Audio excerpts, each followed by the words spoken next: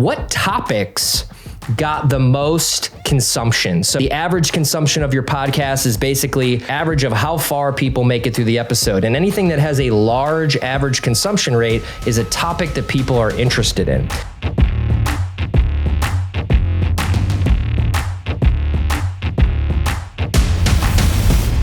All right, our guest today is going to come and talk to us about questions, research, guests in general, how to work with them and really break things down in terms of processes and how to come up with really great questions. So the goal today is basically to help everyone become better interviewers. So today we've got Travis Brown on the podcast, and the first building block that I want to go with is your start. So do you remember the first podcast that you ever recorded? Maybe you could walk us through what it was. Yeah. So when I was working a 9 to 5, I turned my car into a mobile classroom and I was listening to audiobooks. I used to listen to these CDs from Success Magazine because I was really hungry to be an entrepreneur and to make my own thing. And so it wasn't really a podcast because it was on a CD, which I know is like a dinosaur at this point, but that was really when I got in tune with audio as a medium for learning, right? Because I could do that while I was driving, it was safe, and I was actually learning something instead of just frittering away my time on my commute. I was maximizing every minute I could by learning as much as I could in those down moments. So I'd say Success Magazine, I'm sure they turned it into a podcast, but that was the first podcast I listened to that made me realize that I could tell stories and I could share information that I knew just through a microphone. And my background was I was a touring musician. So I was learning how to produce audio to help my own band be able to make their own recordings. So I knew a lot about audio production. And so during that time, I learned that people were starting podcasts, but a lot of them didn't sound very good. So I was very interested in helping people not only make their podcasts sound really great, but also to tell good stories and not just put out content for content's sake, but really with a lot of intentionality. So my first podcast I ever recorded was a story about why I stopped taking my phone to the gym, and I peppered in all these like sound effects and things to illustrate the story. I was really trying to make something that was not just me talking, but me creating an imaginary world for somebody who would be listening, if that makes any sense at all. Yeah. And one nugget you put in there was you loved podcasts initially because you felt like you could multitask, learn something while you were living your normal life. How do you feel like podcasting really stacks up as a learning platform when you consider that you're usually doing something else while you're listening? So like what does retention look like in terms of information on a podcast versus when you're going through a class or when you're going through a video? Yeah, I think we are a multitasking society, and I know that there's a lot of scientific data that says like you're not supposed to multitask, but I do think that there's information that sticks with you initially and then subconsciously, right? So if you hear a story or a tactic or a strategy, I'm a big proponent of these little notebooks. I like go to Walgreens and buy them for 99 cents. And I always have like the little detective notebook because I'm always taking notes. So when I'm listening to something, I like to just jot down something that made a big impact on me. The same thing you do with a book where you like kind of highlight one of the lines. So I do think that retention is, especially informational retention, is something that is probably lower with podcasts due to the multitasking nature. But if you're a good podcaster, you're probably realizing that a lot of times you have to reinforce the same topic over and over again or the same strategy over and over again. So it's going to organically come out in the messages that you share. But I definitely think that people do not want to be alone with their thoughts in 2022 for some reason. Like I can't even do the dishes without listening to a podcast. I need to have something going on. And it's a big opportunity for us to connect with people all over the world, all different backgrounds, and share information. And if you go back in the, just roll time back, storytelling is how we've transmitted information for thousands of years, sitting around the fire, sharing recipes, making sure that our young ones didn't get eaten by the lion. It's a core piece of our biological DNA. And so I think that's why podcasting makes so much sense to people, is because we're used to hearing stories, and we seek that information. We want to be a part of a story to continually learn, because podcast listeners are typically higher educated, lifelong learners, and they're people that seek more information. So it's a perfect platform to do just that. I think a key point there also is the repetition that you mentioned. I think that's super underrated across anything. One of the biggest things as content creators that we fear, I think, a lot of us out there, is like, oh, I can't say the same thing over and over and over again because people have already seen it, and then they're going to think that I'm just a one-note person and I don't have anything else to say. What I found, usually when I force myself to actually repeat myself, is that you're reaching a new audience almost every time that you're sharing that. And even when you're not, people do need to hear things 10 times before it really clicks. So for a podcast, maybe you were just talking on within one episode, you have to repeat the same thing over and over and over. But how would you think about basically doing the same type of episode multiple times? I mean, you made a great point as far as like, you need to nurture your existing audience, but you need to nurture the new people that have just found you. So someone might have found your latest episode and not heard all the times you mentioned something extremely valuable. And I think the curse of the creator is that we think we have to continually reinvent the wheel.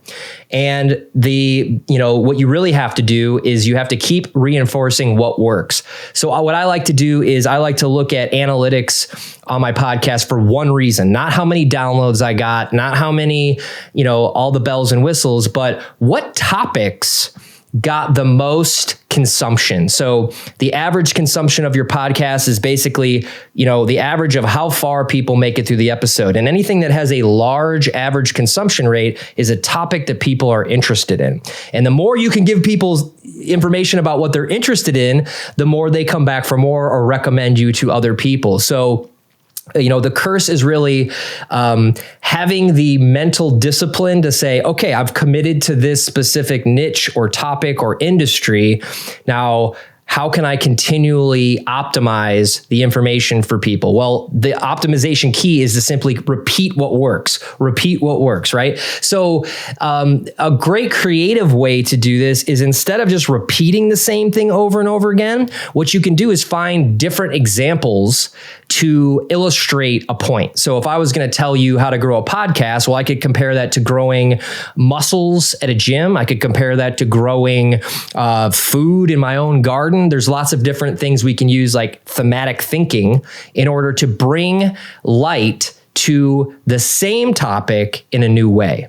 Do you think repetition makes sense in regards to like templatizing your podcast structure? So if you have an interview podcast and you're interviewing different people every time, do you think that it makes more sense to have unique interviews every single time, or to ask the same questions of different people every time? Yeah, so there's two schools of thought on that. So I definitely think that your show should have some type of format that is expected, right? We don't want to just show up and chaotically have all these different things going on in the show. We want a repeatable format that people come back for, just like a sitcom has 3 acts and they have commercials in between, right?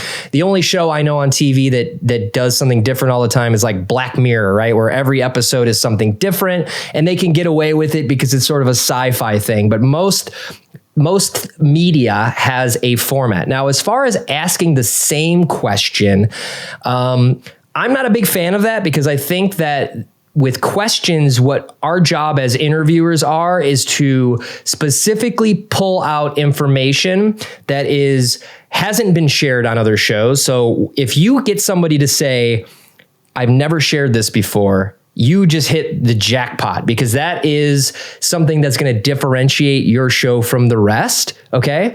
So I like to try to make the questions centered around the individual that I'm creating with. So that is going to be, partially research, figuring out what their unique selling proposition is, what their unique angle might be on something, and framing a question in a different way to intentionally get a response that's different than they've just done on every other podcast, because it's pretty easy right now to get on a lot of podcasts, and a lot of podcasters ask the same question.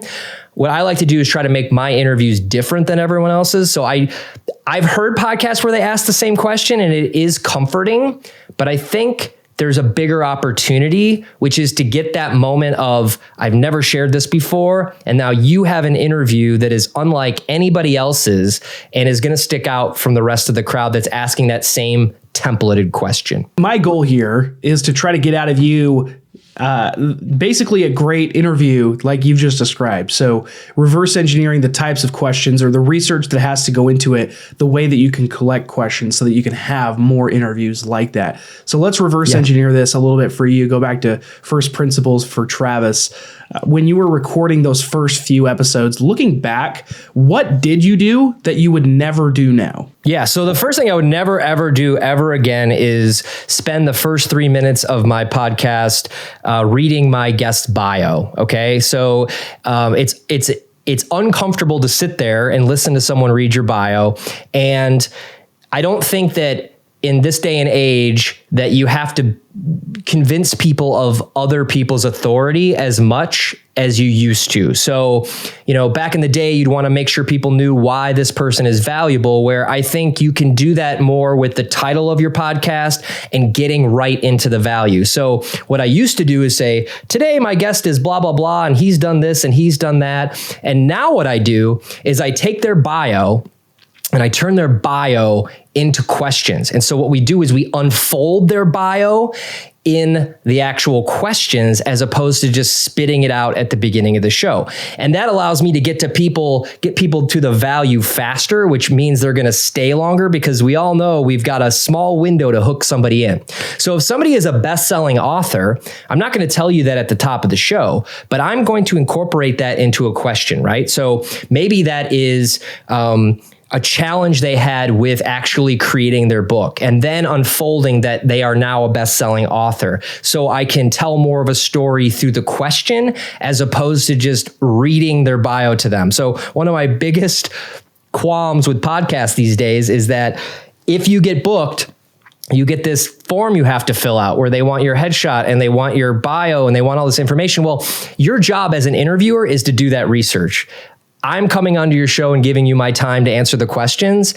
The least you could do is kind of look me up and see what I'm about and try to create something or ask me to collaborate with you to make the best show ever. So I think people are bio fatigued, and they'd much rather just get some value from anyone who's an authority in any space by learning about them through their experience as opposed to just hearing their experience. Does that make sense? Yeah, and I'm certainly guilty of this. I think everybody that's ever recorded a podcast has done this exact thing. Of course. We follow the leader. We've seen it done before. Yeah, for sure. Well, for you then, when you're looking at your favorite podcasts, especially going back when in your formative time becoming a host, was there a host or a podcaster that really you just felt was an awesome interviewer, asked great questions, and why do you think they were great?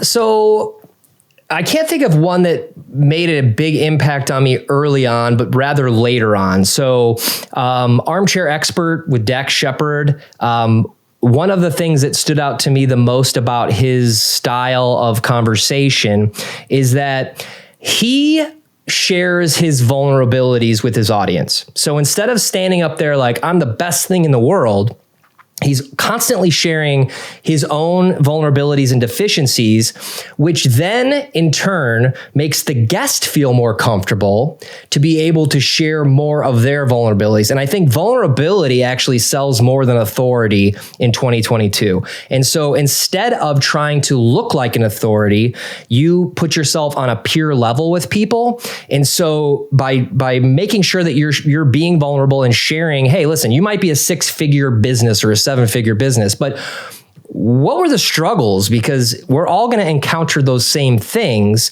I'm happy for you that you made $1 million, but the reason I'm listening is because I want to avoid the mistakes and the hardships that you have. And if you never share them with me, then I'm constantly chasing something that probably doesn't exist. So that style of vulnerability, I mean, I hate to say the name Joe Rogan, but I think he does a good job of it too, of being more of a person as opposed to like this person on a pedestal, even though people put him on a pedestal.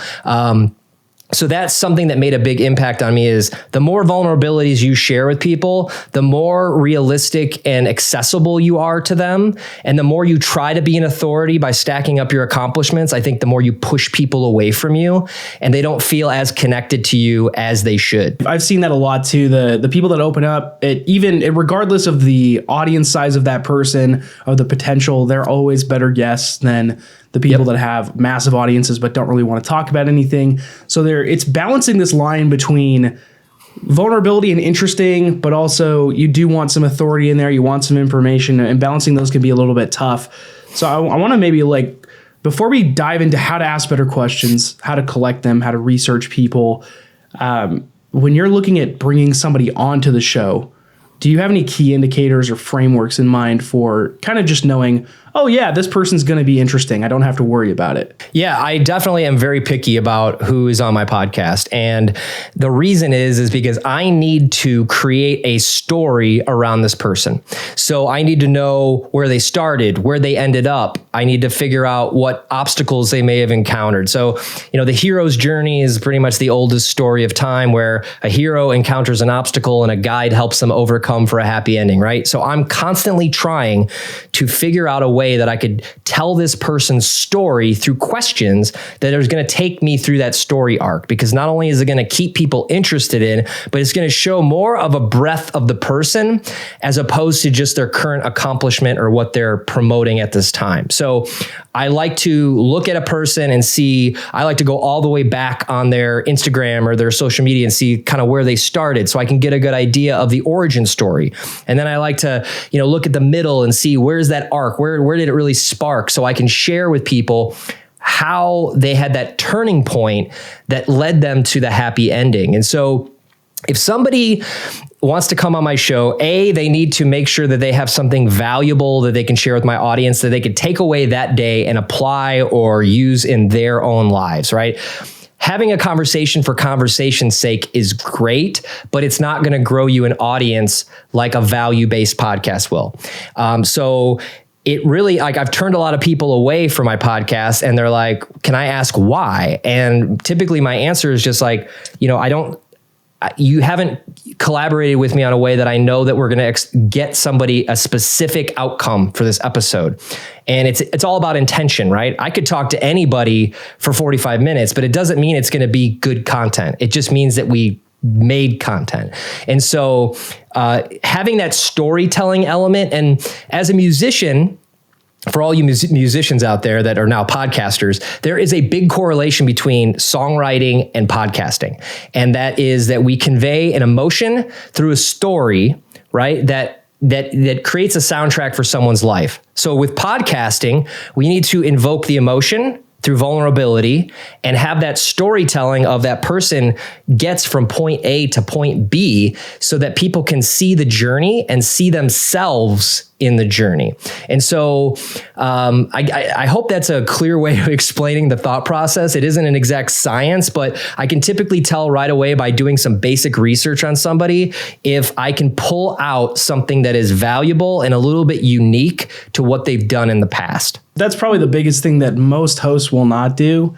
And I've been guilty of this too, but the weaving of a story, really just focusing only around the questions and not necessarily trying to hit on a specific outcome or tell a specific story, that does take work. And like you've outlined there, it's something that builds over time as you actually do it. It's really hard to just say step one, identify this, step two, do that. It doesn't really work that way super well. So with podcasting, just takes a lot of reps. And after all this time and all the reps you've gone through, do you have a system in place now? Let's say you've got a guest lined up, you got your story, they're collaborating, you're feeling pretty good about the direction, but you still are in the research phase.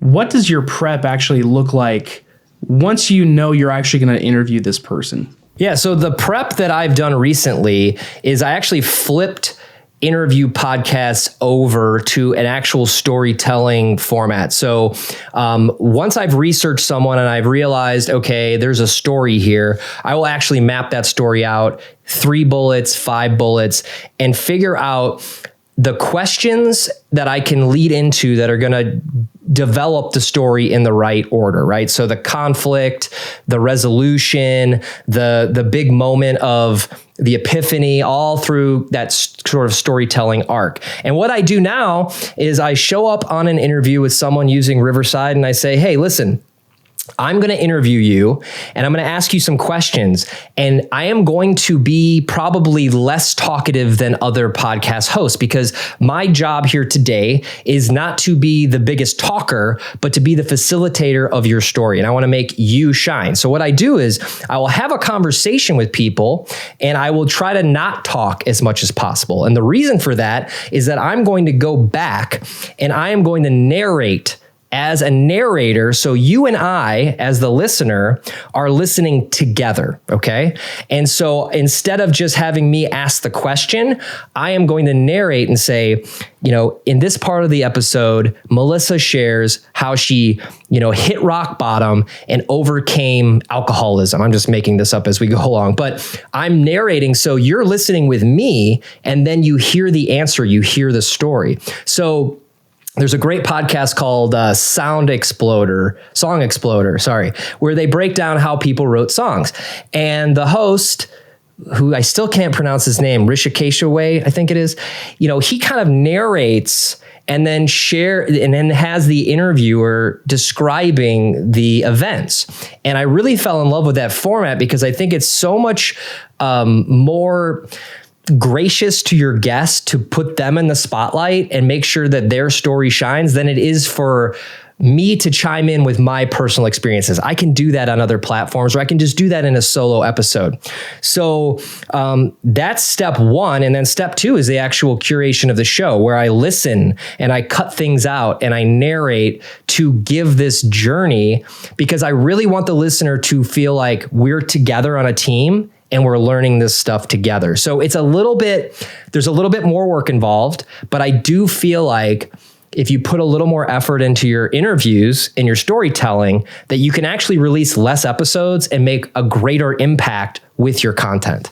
So you personally, do you tend to do a few questions and then go on the story more during the interview, or do you like to have everything really meticulously planned out before? So I will have a list of questions that I know I want to ask, but if through their answers, as I'm listening and I'm not jumping in and trying to get in there to get my time, I'm listening to pull out the next question, all right? Because the first question is the spark, but when I get them to say, oh, I've never really shared this before, but I did this, now I have the opportunity to ask a follow-up question that I can unpack that a little more. So we can't like pre-predict what people are going to say or share with us, but what we can do is really listen and maximize that next opportunity. So my questions will be in a specific order to try to induce a story, but if they go on a different route than I've planned, then my job is to simply listen and unpack something that might be interesting to tack on to that story arc. Does that make sense? Yeah, for sure. The part two of that question then is, with the questions that you do have planned out, how do you arrive at feeling comfortable with those questions? And how do you know what is a good question for your show? Yeah, so the first part is just experience. Like, I think a lot of people, when they get into an interview podcast situation, they forget that it's just two people talking and that we have conversations all the time, and that, it's a pretty normal act, but you get red light fever. You see that recording button and all of a sudden you're like out of your mind. So by having a list of questions in advance, it's helpful to keep you on track, right? If you just wing it every time, you're going to get results that have that vibe, right? And that's not something that's going to build a big audience. Now, as far as the questions go, the questions that I prepare are typically based off of the person's experience, but I'm not just going to ask. Let's break down the anatomy of a question. So if you imagine that a question is an iceberg, you have the tip of the iceberg, and that's what sticks out of the water. That's what we all see, right? And those are just like baseline questions, like where are you from? Tell me more about your business, things like that. Just kind of like surface level stuff. And then when you go under, there's the next section, which is a little bit deeper level, right? And these are where episodes really shine. So instead of asking somebody about, hey, you just released a book, tell us about the book, I might try to go deeper and say, you are a #1 bestseller and you've created this book, but I want to know, because everyone thinks they can write a book, was there a moment in this book writing process that you thought you might quit or just delete the book, or the book didn't come out? I'm going to try to get that. Oh yeah, well, I was working with my publisher and then the contract, I want the story to go deeper than just you've released a book. So everything I'm going to ask is going to be based off of either vulnerability or giving somebody a peek behind the curtain into what it's really like for these creators, coaches, consultants, authors, whoever I'm interviewing, what it's really like, because it's more, there's a little bit of empathy there, but it's more relatable than just like, oh, you're a #1 best-selling author, you're up on the mountaintop, right? But no, there was a journey up that mountain that I need to uncover. So I'm going to try to get into that under the water surface, not ask any surface level questions, but really try to dig into any type of, I'll call it a protagonist, but any type of problems that they may have encountered, because that's going to invoke a vulnerability, of course, and just go one level deeper. And then, of course, I am going to try to ask a couple questions that they don't normally get asked. Okay. So, you might know me from Poddex, where we've curated thousands of questions for you to have something that is different than every other podcaster. And when you ask different questions, a lot of times you'll get different answers, which makes your podcast different than all the rest. So there's a lot of questions that I have in my bank about things that, might be a little off topic, but play into the overarching story of the show. So maybe it's if you had a one book that you were going to gift to people for the rest of your life, or your desert island book or something, that they're going to tell a story about this book and how it changed their life or what kind of impact it made on them. And then we can unpack from there, that impact moment, and we can keep unpacking to make the story a little bit different. So, any surface, like anytime I listen to a podcast and they're like, so I met you at this event, I don't care where you met them. That's your story, right? What I care about is the title of your podcast said you were going to teach me 3 ways to do X. Let's talk about that, right? I don't care about the weather. I don't care about how you met somebody, and no one else does either. So the faster we can get into that value and not do the surface level questions of winding up to the value, we want to start with the value and wind down. And I think that's the differentiator. Is we've listened to so many interview podcasts over the years, and we've seen the format that's been sort of put in front of us, that we just repeat what we've seen, where we have a bigger opportunity to just make a huge impact and then slowly wind down from that. Yeah, it's interesting on the sharing personal things versus diving right in. I think you earn that a lot over time too. As you're just starting out, I felt this with social media content as well. Wherever you're starting to create content, you give value right away, and you're going to have a much better start to your audience growth, as opposed to really diving too much into yourself. And that sounds counterintuitive, because the usual advice out there is be authentic, be yourself. It's like you can do that, but you can also be interesting. And most people want to cut to the chase. But over time, you kind of build some leeway with yourself and your audience, and they want to know a little bit more about you. And you can explore that too. But what you're saying has proven true for me as well. Another thing is you were talking that really resonated with me, and I couldn't get this out of my mind, was how niching down actually really pertains to what you were just saying about interesting questions. And the reason I kept thinking of that is, if you have a super generic podcast, it's really hard to then just turn a generic podcast into really specific questions and content. Whereas if you're coming in with your podcast already has an opinion, like let's say I have a marketing podcast, I could go out and get people that have done really cool things, but are not marketers themselves. And I can use that angle to get them to talk to me about their marketing through a non-marketer's lens. So there's one example where there's tons of questions that open up just because you have a niche or your podcast has an opinion.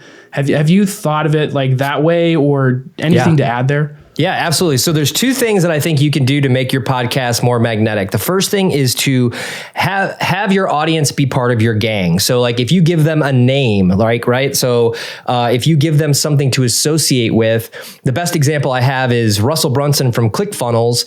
If you sign up for ClickFunnels, they send you a t-shirt that says funnel hacker on it, right? So they've immediately given you a tribe to be a part of at the second you've entered the building, right? And so now you self-identify as being a part of this group. So make sure that you're inviting people into your gang, your tribe, your community, whatever you want to call it.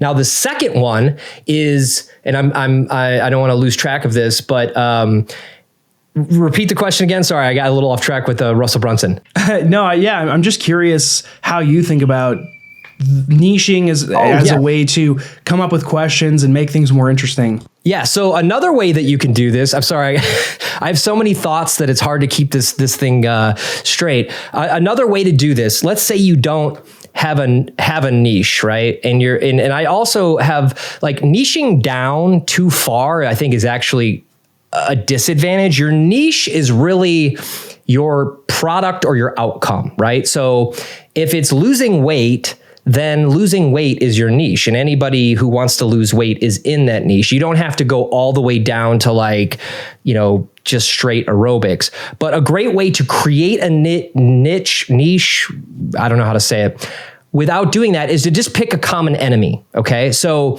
by being anti something, you're able to attract people that also are against that. So let's say we use the example of marketers, right? So I am completely against all these guru guys that sell you $50,000 masterminds with PDFs and all this stuff that just keeps you stuck where you are, right? So in my content on Instagram, in my content on my podcast, I will throw stones. I will say, I am not a guru. I am not an expert.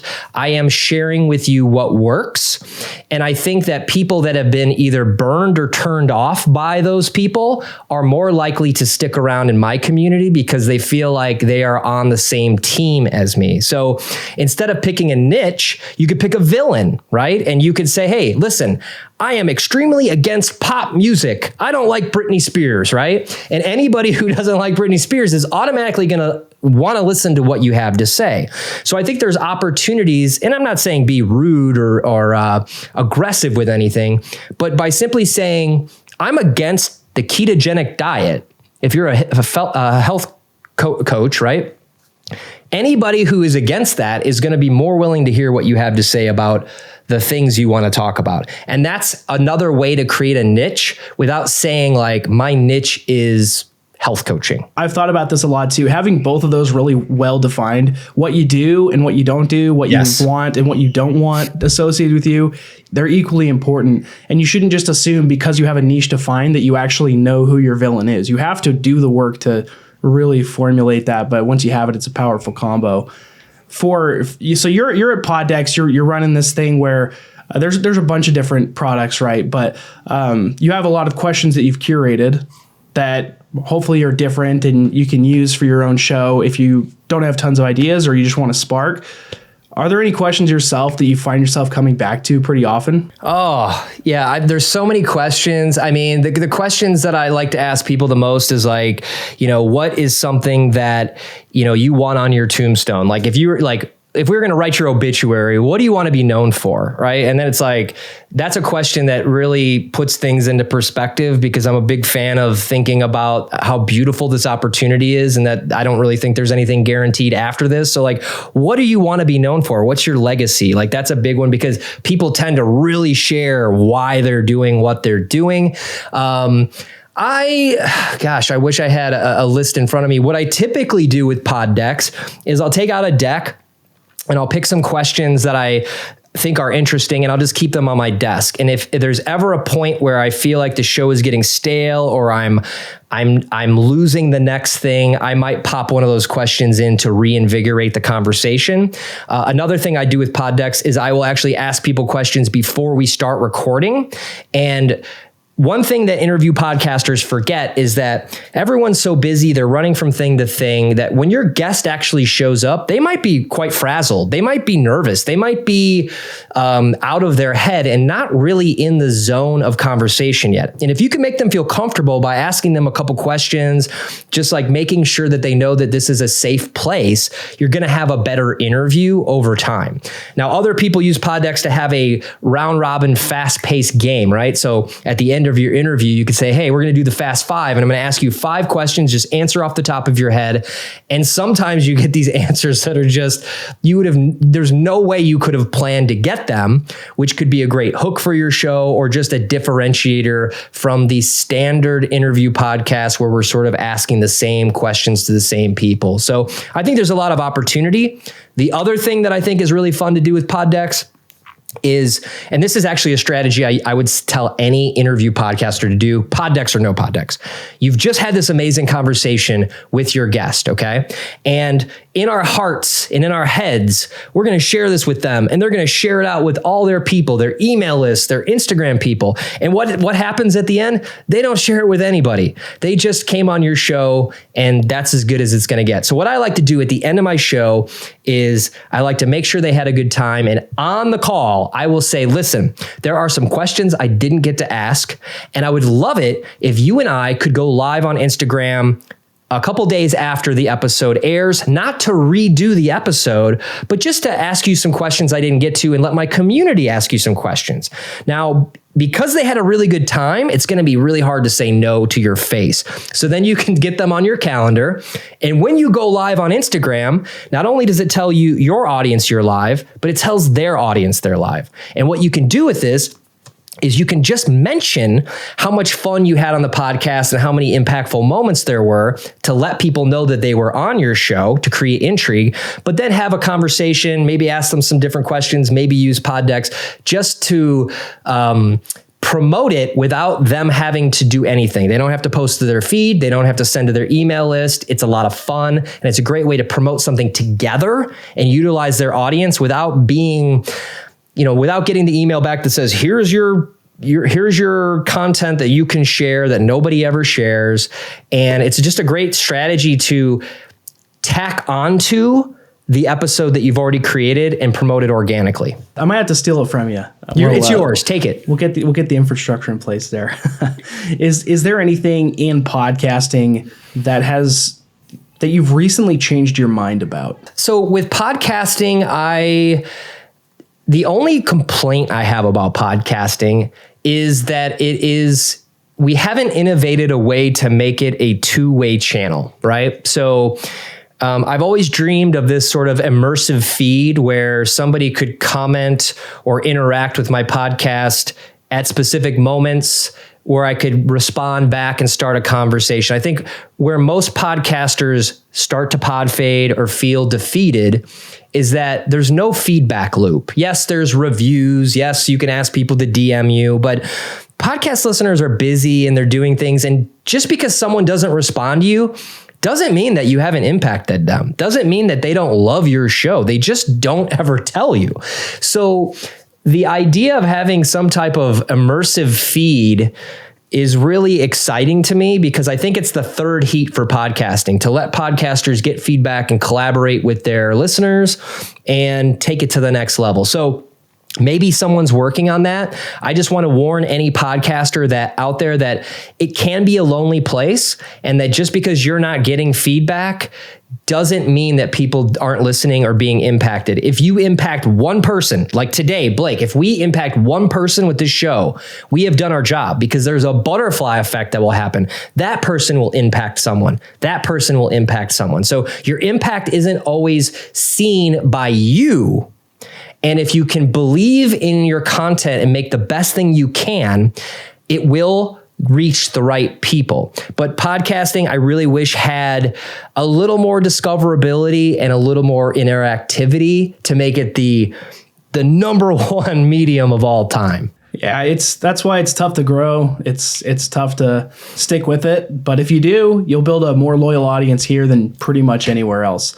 It's pretty incredible for that. Yeah, I think it's the best medium. I think it's the best medium. Like with tools like Riverside, like we didn't have these tools 10 years ago. It was a lot more difficult to start and have a high quality podcast. And now we have all these tools at our disposal. And if you think back 25 years ago, if you had a pirate radio station, they'd throw you in jail. Like now you can reach every person in the world legally and tell stories and like the other benefit of podcasting is networking. Right. So like you're interviewing all these high level people, you're building a network, right? Regardless of who's listening, you're making an impact and connections with other people.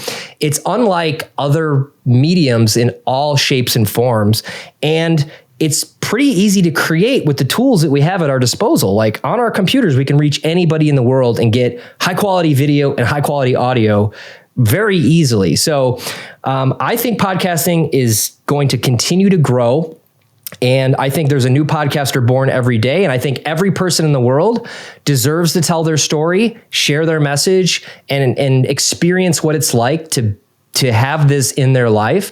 And I hope at some point, every person on earth has their own podcast because we all have unique perspectives and stories to share.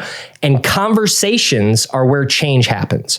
And if you look at the last few years, you know, I'm not going to mention the things that happened, but we've had a lot of conversations that we need to had for a long time. And that's how we progress as people. That's how we progress as a society, is by talking about things. Like if you have a podcast and you interview someone, you can disagree with them respectfully, and you can have an actual conversation about something without being enemies. And that's where there's so much growth for people, is that communication in a world where we text and DM and we don't really talk anymore. I think podcasting is keeping that alive for us. And I'm optimistic for the future. For all the listeners out there that are thinking about starting that show, I think now this is your sign. Just try it out, get going. Never been easier. We've covered a lot of ground today. Is there anything we left out or missed? I just think that if you're thinking about starting a podcast and you haven't yet, the first thing I would say you should do is just take out your phone, turn on the voice notes recorder, and tell your best story. Just tell the story that you would tell at a dinner party, and just tell your best story and send it to a couple friends that are not going to BS you and say, you know, I'm thinking about starting a podcast. What do you think? And then I want you to listen back to it and see if it gives you that feeling, that excitement, because if you're enjoying what you're making, you are going to attract other people that will enjoy that content. Okay. And once you get over the sound of your own voice, we all hate our own voices. I've recorded amazing singers that hate their own voice. We all hate it. Once you get over that, if you're excited about sharing these stories, it's a no-brainer to start podcasting, but you need to give yourself the grace to grow into it as a host, to find your style and to not quit because the masses don't just show up right away. It's a long game, but it's a very valuable game to play. And that's my best advice, is try it out and give yourself the grace to grow into who you could become. Travis, appreciate it. Again, Travis Brown from Poddex. Want to give you the stage really quick to just talk about what's going on in your life, and if you want to share anything, where people can find you, what you're working on, and then we'll close things out. Awesome. So I got 3 things to share with you. So I'm exclusively on Instagram at Travis Brown. I respond to all DMs. So come say hi. I'm dropping content all the time. It's my favorite platform. And I think it's the best platform for podcasters, but that's a whole nother story. Poddex, we have physical and we have a mobile app. You can download the mobile app right now and try it out completely free. Over 5,000 questions, monthly giveaways, courses in there. It's a lot of fun. Check that out. And then the other thing I'm working on is I'm a coach at a company called Social Boom, where we help creators, coaches, and consultants grow and monetize through Instagram. So if you're feeling like your Instagram isn't popping off and you're not making any money from your coaching company, just look up socialboom.me and you'll see everything we're doing. It's a community for creators, and we chat every single week, 3 times a week. It's the best thing I've been working on for a long time. Amazing. Go follow him. Check it out. Check out Poddex. Travis, thanks again so much for coming on. Hey, thank you so much. And if you're listening to this show, if you could just do me a favor, when you're done listening, just go leave a review.